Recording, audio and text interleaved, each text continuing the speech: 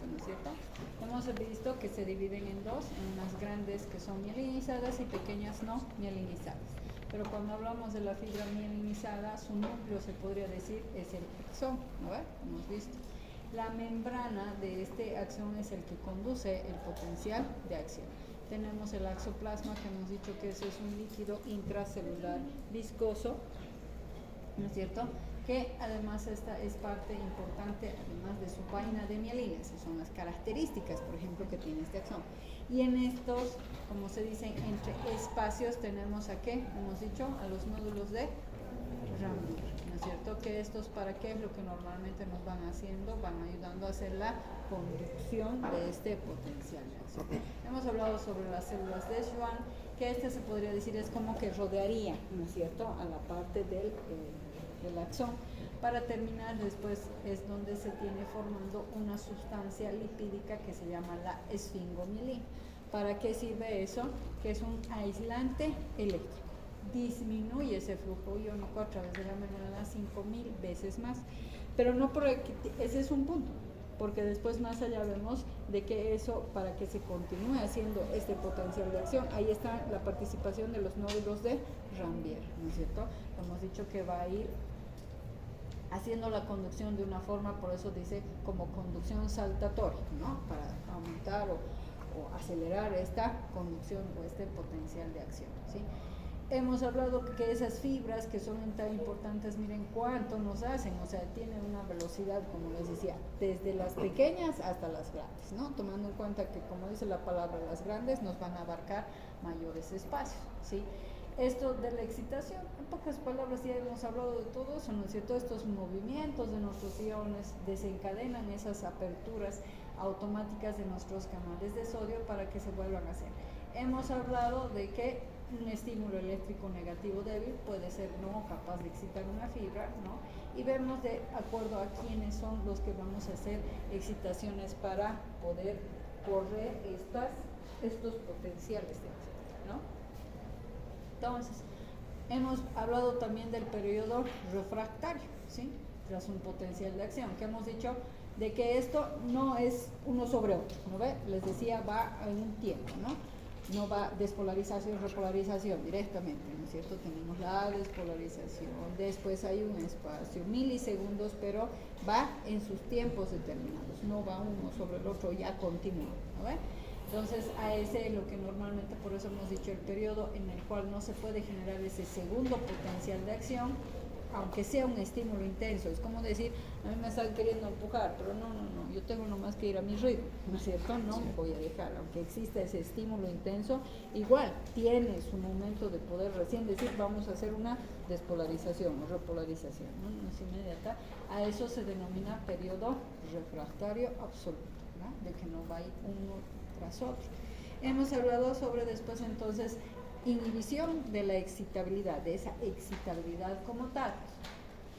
Tenemos siempre, les decía, no todo es correr, siempre tenemos quienes nos ayudan a controlar también esto, ¿no ve? Al contrario de los factores que aumentan esa estabilidad nerviosa, hay otros factores que son denominados factores estabilizadores, ¿no?, que van a estabilizar, se puede decir, esa excitabilidad o reducir, ¿no? Por ejemplo, cuando nosotros vemos una cierta cantidad de que se va a dar un aumento, se va a dar una reducción de la permeabilidad de la membrana a los iones sodio, es cuando empieza a aumentar por X o Z motivo. Entonces, ¿quién va a ser el que va a regularizar esta excitabilidad? Es el calcio, ¿no es cierto? Entonces, estos se fijan en esto, que hacen inmediatamente ellos aumentan, ¿no? Por eso se lo ha denominado como un ion estabilizador, ¿no? Para que como que estabilice un poquito esa excitabilidad, no sea tan directa, ¿no?, tan de golpe. Y precisamente ahí donde hablábamos sobre los anestésicos locales, como procaína, tetracaína, que son anestésicos locales, localmente. Ya ayer ya he dicho, no me estoy metiendo con la anestesia general, esa es mucho más compleja. Aquí estamos queriendo hacer, como se podría decir, un bloqueo, voy a decirlo así, ¿no es cierto?, de las compuertas de activación de los canales de sodio. ¿Qué es lo que van a hacer? Van a hacer esa acción en estos espacios para que disminuya esa excitabilidad, ¿no es cierto? O sea, los impulsos nerviosos no pasan a lo largo de los nervios anestesiados, como si le cerrarían la puerta, más o menos así, ¿no es cierto? Para que no exista esa conducción y no existe el dolor, en pocas palabras, ¿no? Que es evidentemente momentáneo, tiene su tiempo de acción, ¿no? Generalmente a veces es entre 1 hora a 2 horas, más o menos, ¿no es cierto? Y tiene ese tiempo, una vez que pasa, no es que por eso hemos cortado nada, simplemente se ha puesto, es como decir, ahorita vamos a cerrar la puerta para que no entre nadie y después vamos a abrir más tarde para que ya puedan entrar, ¿no? Entonces es lo mismo. Ya después, una vez que pasa ese efecto de que se ha hecho esa compuerta cerrada, después que pasa, ya va a continuar en los potenciales de acción. Parte de estos, de la anestesia local se centra en la bomba de sodio, ¿verdad, doctora? Y he escuchado que las anestesias locales se dividen en dos, aminoaminadas y las otras creo que eran aminoésteres. ¿Y cómo actúan? Porque sí tienen una composición proteica.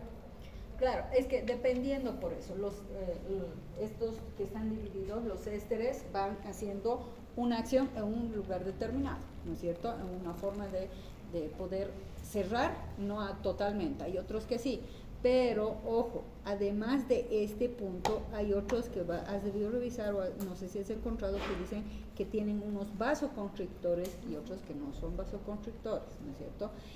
Es que eso ya depende del lugar que queremos hacer la anestesia. Los que son con vasoconstrictores, por ejemplo, no tenemos que usar en lugares distales. Por decir, si yo quiero hacer anestesia en los dedos, me voy a utilizar estos, porque además de hacerme el bloqueo de este potencial de acción, me va a generar una disminución de circulación. Entonces, depende de la potencia que vas a hacer, nada más, ¿no? Porque después, donde sí o sí actúa, es en el mismo lugar, ¿sí? La diferencia es la potencia en el sector que tú vas a hacer, ¿no? Porque hay a veces, por ejemplo, con anestesias locales, hasta podemos, aunque no crean, que hasta podemos operar hernias, ¿sí?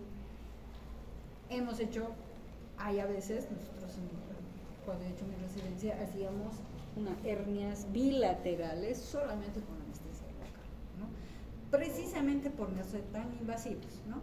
No los voy a querer confundir porque ustedes creo que en cuarto llevan anestesiología, ¿no? Pero hay anestesias, como se dicen, estas son solamente locales, hay otras que se llaman regionales que les hacen las raquidias peridurales, que son sectores nada más también que te anestesian, ¿no? Son sectores que van cerrando potenciales de acción. Por decir, hay personas que le llaman una anestesia en silla de montar, que solamente llega anestesia a toda la parte de la región sacra. Eso nosotros, por ejemplo, usamos cuando operamos hemorroides o cuando hacemos nosotros drenajes de absceso de región anal. Yo a veces decía la anestesia, lo leo una sillita de montar, hazme, porque solamente voy a trabajar en ese sector. En cambio hay otros que, por ejemplo, qué sé yo, van a hacer las cesáreas, ¿no es cierto? Entonces las cesáreas hacen también con anestesia raquídea, pero la hacen un poco más altas. Y a medida que van subiendo, ¿no es cierto?, los sectores de los bloqueos, se podría decir, van a bloquear estos sectores, pero lugares determinados. Eso se va, ¿no es cierto? Entonces, pues no los quiero confundir tanto con esto, ¿no?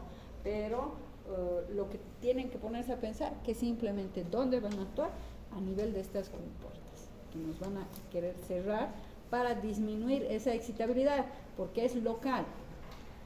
Por eso tú decías, ¿no?, que hay algunos pacientes que todavía dicen que sienten, ¿no es cierto?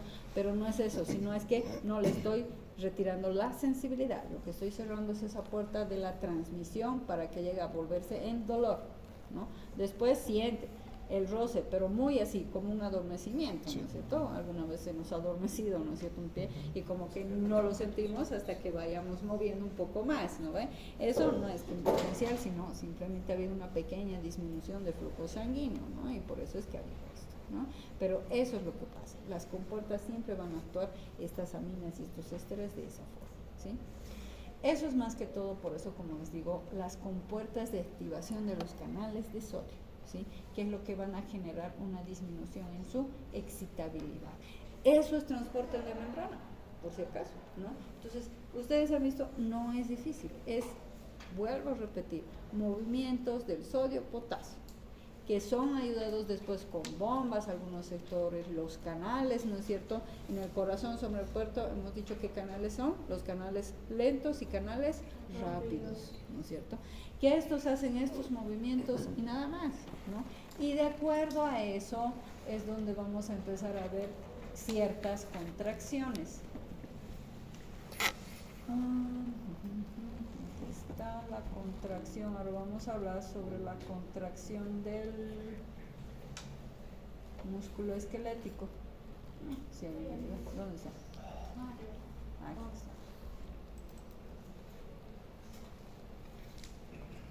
Porque hemos empezado por el primero y van a ver que después ya todo es de acuerdo a las conducciones, ¿no es cierto?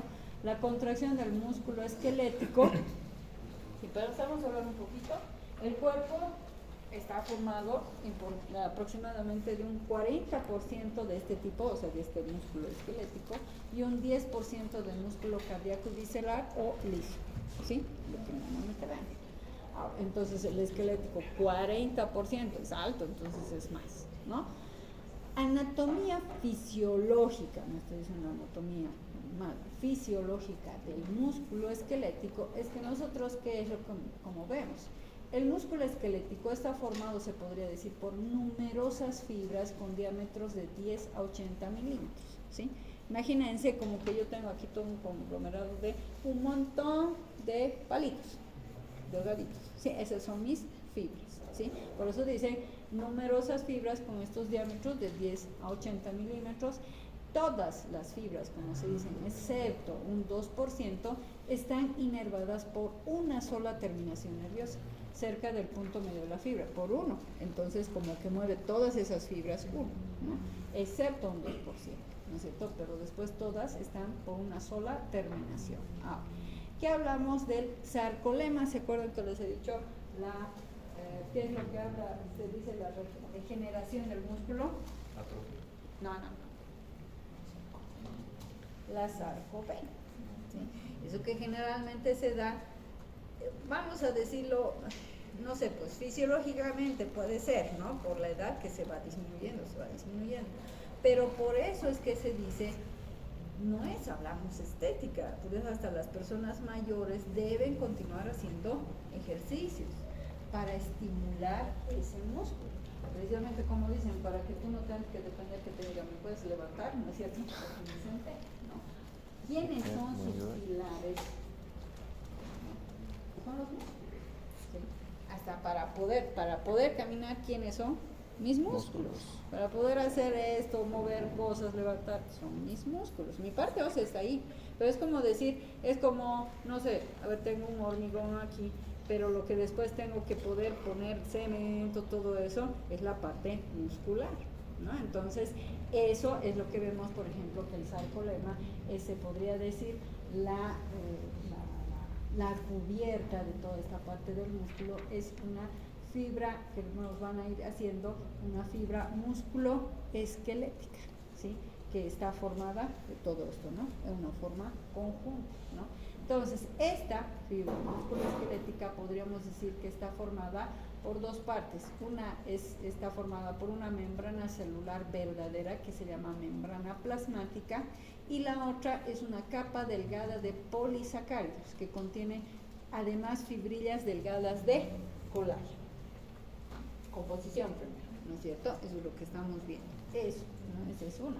Ahora, nosotros vemos de que, por ejemplo, esta fibra, nuestra fibra muscular, que vemos, tenemos nuestra capa superficial del sarcolema, que está en los extremos de nuestra fibra muscular, ¿no? Por eso se dice, ¿sí? Esta parte del sarcolema. Y mi fibra muscular en ambos extremos siempre está formada por una fibra tendinosa, ¿sí? Por eso lo he puesto así, ¿no? En los extremos siempre vamos a tener estas fibras tendinosas que se forman como unos haces, se dice, más o menos, ¿sí? Estas fibras tendinosas que después estas van a generarse la parte de ¿qué? Que van a terminar formando los famosos tendones musculares, ¿sí? Y después tenemos la parte de los músculos. Es como, por eso estaba viendo anatómicamente la fisiología anatómica, ¿no es cierto? Mis fibras, mis fibrillas, mi sarcolema, todo esto que está compuesto, esta parte muscular, que después vamos a ir viendo que cuando, por ejemplo, cuando yo entreno, cuando hago ejercicios, es ahí donde esas miofibrillas son las que son estimuladas, ¿sí? Porque se dice que se termina rompiendo. Ojo, solamente cuando hago ejercicios con peso, en mi caso, no crean de que voy a correr todos los días y ya, no. Si es parte muscular, tiene que ser siempre con peso, porque ahí jalo y esas miofibrillas se podría decir en teoría que se las rompe y estas se tienen que regenerar. Regenerar es como, se me rompieron, pero yo aumento más. Pero ¿saben con qué aumenta? Digo, ¿con qué se van regenerando? Lo más importante, otra cosa. Proteínas y qué más. ¿Saben en qué momento se van regenerando estas? Cuando dormimos. Si no dormimos bien, sigan entrenando hasta cansarse. No va a haber respuesta alguna. Les vuelvo a decir. Y si ustedes duermen con su celular, porque ya les he dicho como el otro curso no veo, o sea, me refiero a que el celular me hace dar sueño, no, es un engaño. Mentira. Ya han encendido un chivo ahí, ¿sí? O si acaso, si quieren entender. No pueden dormir, deben estar bajos de magnesio. Ahora, ¿qué pueden hacer? Leer. Eso sí no te estimula como un celular la parte cerebral, ¿sí? O sea, digo en el mal sentido de que tiene que estar todo en descarga. Lo que te hace es activar desde el momento de la misma pantalla. O sea, lo satura. Claro. Entonces lo que tienes que hacer que es leer. No siempre les digo las materias, no sé, hay bonitas cosas, ¿no? Pero no leer el celular. Fábulas de Esopo. Lo mismo, ¿no es cierto? Sino lean algo. Fábulas de Esopo. Algo, ¿no ven? Entonces eso tienen que ver, ¿sí? Entonces, lo que vemos es que terminamos después de los tendones, los músculos y después los huesos, ¿sí? Pero ahí está, por eso les decía, la fortaleza que debemos tener en nuestro cuerpo, ¿no? La parte muscular. Si nosotros vamos a ir viendo, es así, ¿no es cierto? Lo que les decía. Miren, estas son las fibras, esas pequeñas fibras. Les decía, vamos así sacando, ¿no es cierto?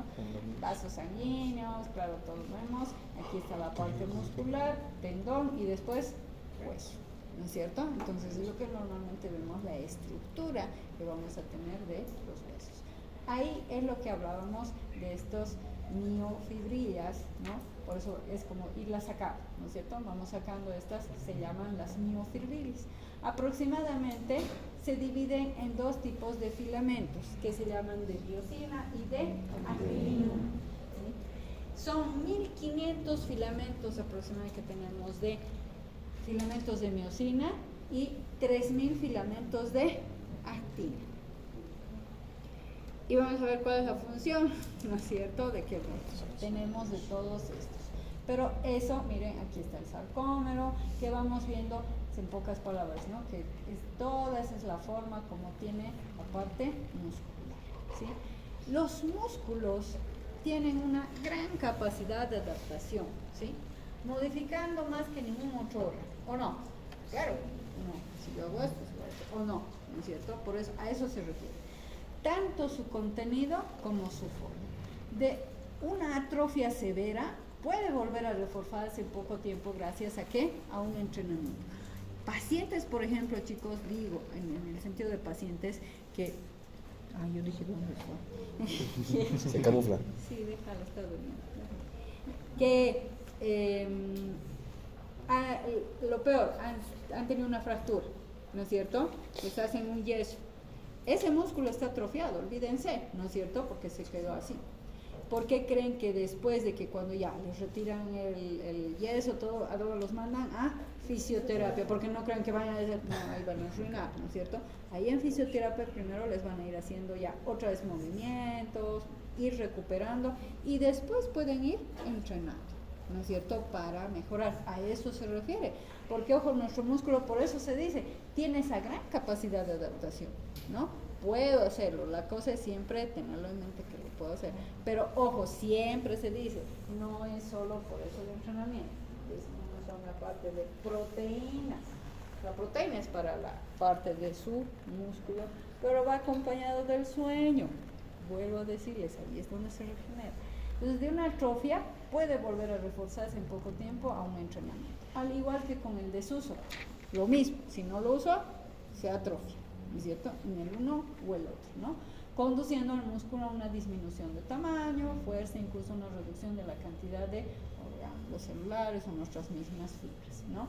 El músculo, debido a su alto consumo de energía, requiere una buena irrigación sanguínea que le aporte nutrientes y permite eliminar desechos. Esta característica, junto, podríamos decir, al pigmento de las células musculares, eso es lo que le dan al músculo una apariencia rojiza, ¿sí? En el cérvix, ¿no? Primero, eso es lo que vamos viendo.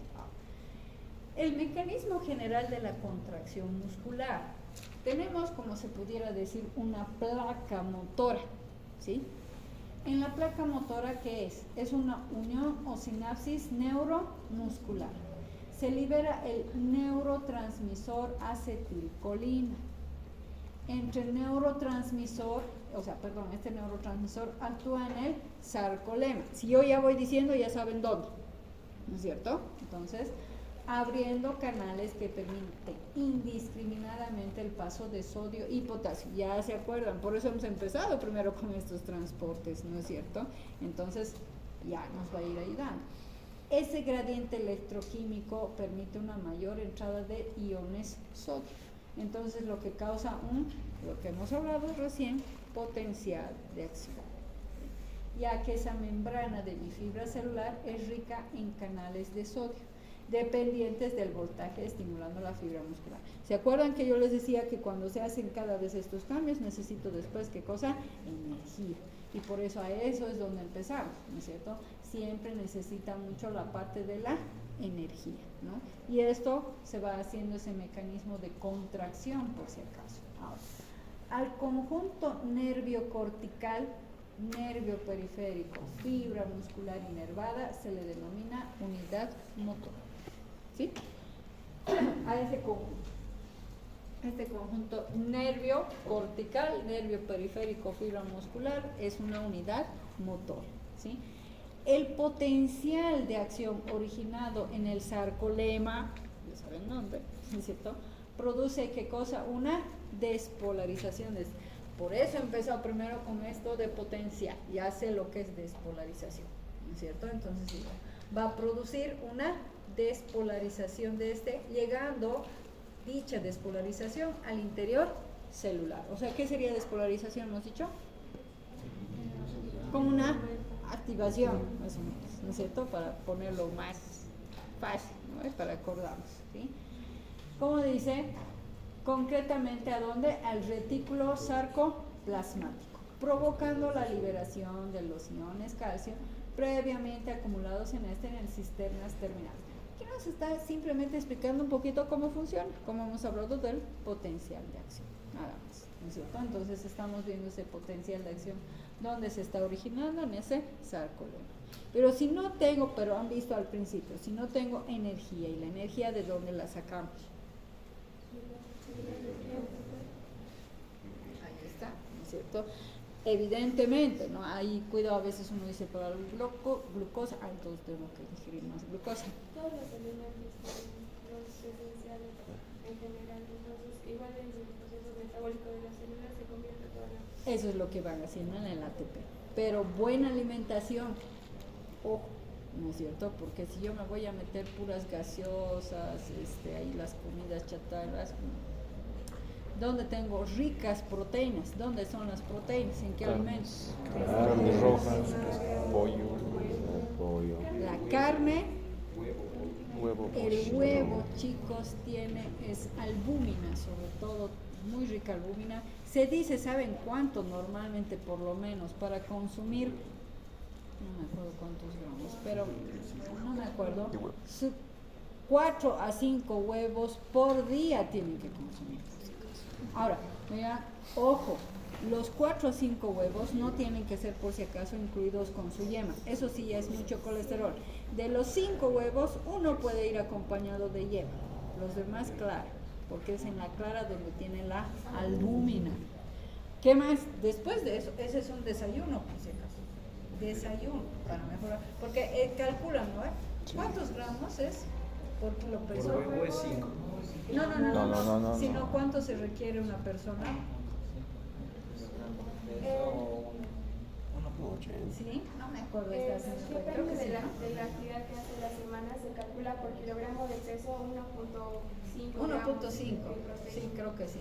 Pero si ustedes, a ver, si ustedes se pesan, digamos, que están en unos 60 kilos o 70, a ver, multiplican 1.5, ¿cuántos gramos de proteína tienen que consumir? 105, Y ahí para eso, son mis 5 huevos en la mañana, después tengo que consumir carne, digamos, blanca, de pescados al mediodía, y Pechuga de después, pollo. ¿qué más tiene muy buena parte de proteínas? Es la avena, Uy, qué rico. Muy rico la ¿no avena. es cierto? Y bueno, De combustible. La avena es buena. ya nos voy a enseñar nutrición, De pollo. pero es eso, De ¿no es cierto? combustible. Ah, Hamburguesa. si seguimos viendo un poquito de esta función de la parte muscular, la secreción de iones calcio, estábamos hablando, ¿no ve? Para que no se vamos a hablar un poco, provoca liberación de iones calcio, dicho, ¿no ve? Previamente acumulados en este. Entonces, esa secreción de iones calcio llega hasta el complejo actina-miocina. ¿Dónde era la actina y la miocina? Esas esos filamentos pequeños, ¿no ven? Ahí está, ¿sí? Llega hasta este complejo, lo que hace que dichas proteínas se unan y roten sobre sí mismas, causando un acortamiento para posteriormente, podemos decir, los iones calcio puedan volver al retículo sarcoplasmático para una próxima contracción. Aquí me está explicando qué procesos pasa para generar esta contracción, ¿no? Eso es lo que me está diciendo, ¿no? Entonces van ahí, después van a generar, se presenta la parte del calcio para poder hacer contracciones. Si hago esto, si hago esto, si hago esto, ¿no es cierto? O sea, para ver las contracciones que se puedan realizar, ¿no? El retículo sarcoplásmico es un retículo endoplásmico especializado del músculo esquelético. Hay causas de contracciones, por si acaso, involuntarias, ¿sí? ¿Cuáles serían? Enfermedades o intoxicaciones con el tétanos, ¿sí? Es tan importante la vacuna del tétanos, ¿sí? El cual produce una toxina muy potente que afecta a los nervios que inervan a los músculos. Hemos hablado neuromuscular, ¿no es cierto? Entonces están ahí cerca. Entonces, el tétanos, por ejemplo, va a producir una toxina que va a afectar estos nervios, sobre todo estos nervios que son parte de inervación a la parte muscular. Y entonces ahí ya vamos a tener la falla. Por eso dice, haciendo que se contraigan fuertemente y se mantengan contraídos. A eso se llama una tetanización, ¿no? Es como cuando así están totalmente contraídos, no pueden hacer, están en un estado de tetanización cuando están contraídos. Pero eso es involuntario. Eso es porque esa toxina ha generado este daño, se podría decir, ¿no? Entonces, esta tetanización no es exclusiva. Por ejemplo, alguien que inconscientemente coge un vaso de agua hirviendo y se quema. Esta sensación de calor y dolor viaja por los nervios hasta la médula y en esta se produce la activación de la contracción para la defensa, ¿o no? No solamente es en eso, se dice, ¿no es cierto? Hacemos contracciones involuntarias inmediatas, ¿no es cierto? Cuando lo voy a quemar. Por eso, ¿se acuerdan? Todo es una respuesta de acuerdo a los estímulos que tenemos, ¿no es cierto? Los externos, ¿no? Y voy a dar una respuesta, ¿no? Por eso dice, no es exclusiva de esto, ¿no? Por ejemplo, hasta algo normal, que se quemó, hay una contracción, ¿no es cierto? Por eso dice, se pone ese ejemplo, para defensa independientemente de la contracción accional. La información viaja hacia el cerebro para informar que se ha quemado. Es como que yo agarré, me he quemado y he hecho, ¿no es cierto?, una contracción, ¿no? Pero esa ha sido una respuesta. Doctora, ¿cuándo pasa en aquellos que toman? Sí, ahí hay una irritación nerviosa, ¿no? Tanto llegan a tomar que sí, nosotros los pacientes vienen así, todos ya doblados así, ¿no? Y les digo, háganlas esperar 5 minutos más, ¿no? O sea, a ver qué espera, porque se lo provocaron, ¿no? Pero están intoxicados. Cuando se meten en la intoxicación alcohólica, ya están total, pero eso es la parte más que todo nerviosa. Por eso ya saben, claro, ellos y nos piden que hay que ponerles, ¿qué? Se les pone goteo de complejo B. ¿no? Entonces es lo que hacemos. Doctora, cuando las personas hacen mucho ejercicio y pierden agua, cuando se hidratan solamente con agua, también hay una falta de los iones del... Ahí también hay una pérdida, sí. Son los calambres. Puede darse esas contracciones. Una vez nos vino una chica que dice que estaba, siempre entrenaba, pero creo que ese día decidió entrenar más, allá de lo que normalmente debería entrenar. No podía ni pisar el pie porque hizo, o sea, estaba haciendo, creo, parte de pierna, no sé. Tuvo una contracción fatal en la parte muscular que no podía ella ni moverse. La tuvieron que llevar así cargada abajo, ¿no? Entonces ahí hizo una contracción, ¿no? Entonces hay estas contracciones, pero ¿a quién lo estamos haciendo? Sí es importante saber eso, porque creen que cuando dice que cuando nosotros entrenamos, recién nomás hemos terminado de esto del intercambio, ¿no es cierto?, de iones, que es importante también nuestra buena hidratación, porque si yo pierdo, porque pierdo con las pérdidas insensibles que se llaman así, ¿no es cierto?, por piel, por sudoración, pierdo, no solamente voy a perder agua, estoy perdiendo sodio, potasio, ¿no es cierto? Y si se te está ahí acabando es porque vos no estás bien hidratado, como dice ahí, o sea, o te falta, ¿no es cierto?, electrolitos, ¿no? Entonces es importante, por eso la parte de nutrición.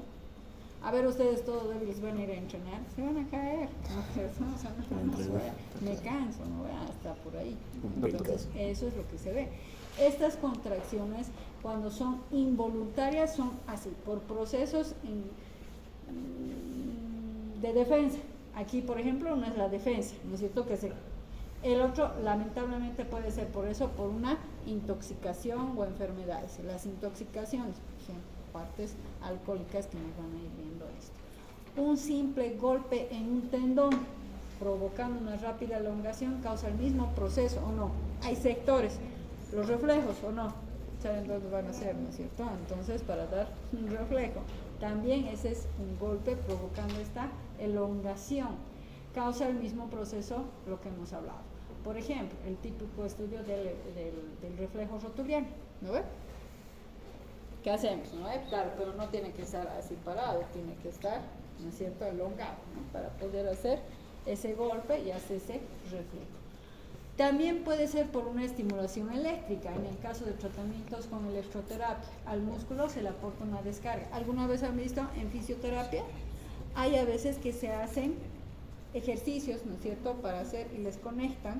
A veces te conectan cables, ¿no? Y me conectan, yo tuve un corte aquí. Entonces, hacían que se estimule, ¿no es cierto? Entonces, tienen conexiones, ¿no?, que te van haciendo que te vaya a estimular, ¿no? O la corriente. ¿Alguna vez alguien se ha hecho agarrar con la corriente? Diego. No es como si te agarraría. Yo me he hecho agarrar como 4 veces.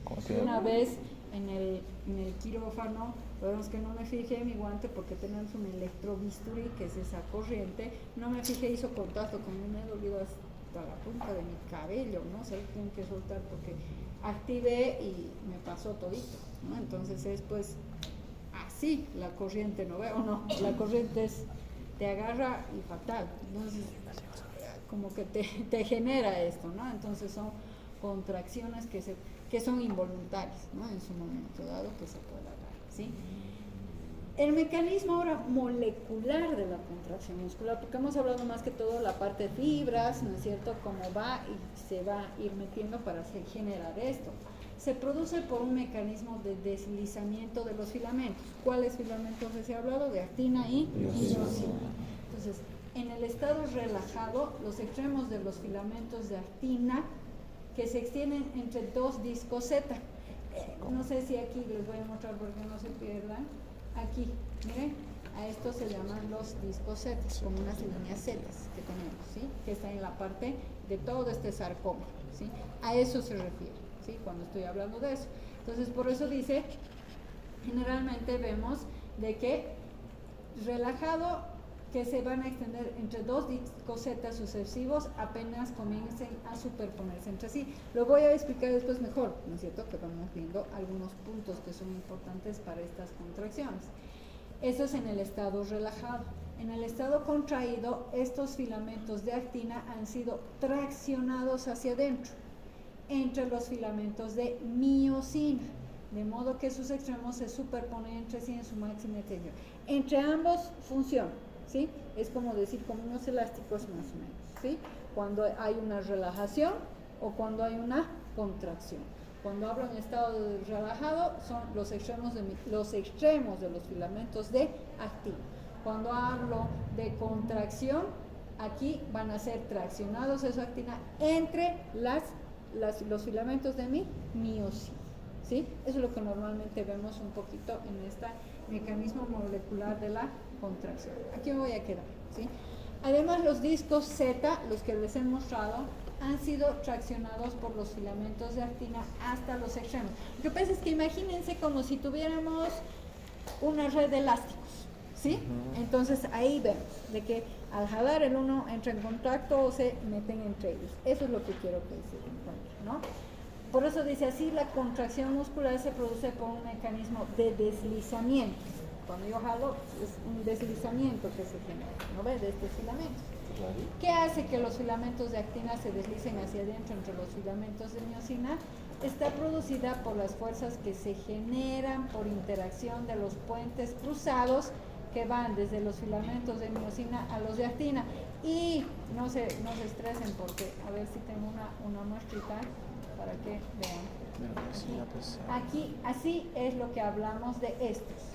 Aquí está la miosina y por aquí todos tenemos los puentes cruzados, ¿no? Les voy a mostrar, ¿sí? O sea, después, miren, así es más o menos, miren, aquí tengo la parte actina y tengo la parte de la miosina, ¿no es cierto? Es así como vemos, aquí creo que estaba mejor, así, ¿no? Y vamos a ver quién es más además, miren, así, ¿no es cierto? Como unas bisagras. Tengo mi actina, tengo la parte de mi miosina, ¿no? Y entre ellos van haciendo sus deslizamientos, ¿sí? Que les voy a ir mostrando. ¿Cuáles son los puentes cruzados? Vamos a ver. Tienen sus cabecitas, ¿para qué nos ayudan? ¿Quiénes están aquí? Y siempre vamos a ver en qué parte actúa la energía. ¿Entendido? ¿Sí? Ahí nos vamos a